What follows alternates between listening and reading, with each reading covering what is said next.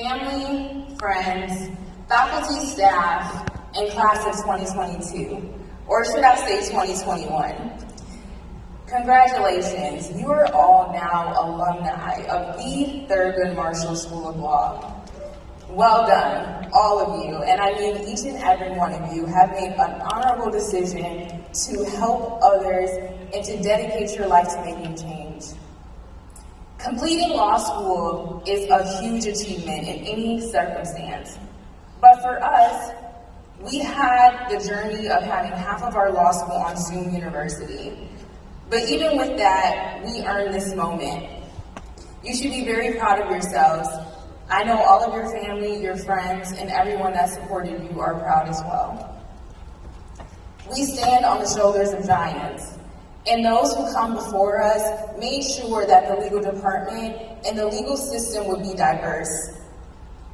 Texas Southern University started when Heman M. Sweat was denied admissions into the law school because he was Black.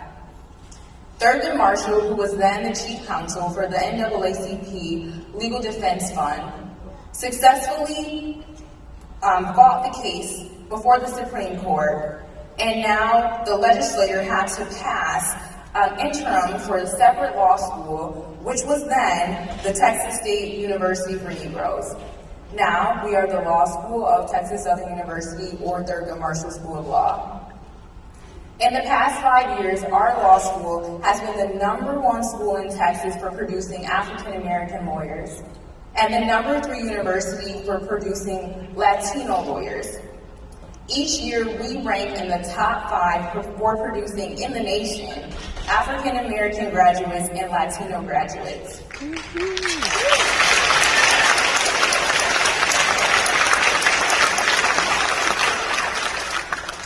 The words Black lawyers matter or Latino lawyers matter is not just a clarion call to our race. It is a confirmation that Black and brown races matter in the legal profession. These words are validation that everyone needs us, whether it is poor, whether it's rich, whether it's a mom and pop or a global enterprise. We make a difference in this world. They rely on us to bring equity, to bring diversity, to bring inclusion. And let's be honest, during our time in law school, it's just spotlighted a lot of inequalities in the world and extra burdens on the Black and brown communities. And we've dealt with this for history, for years, we know this.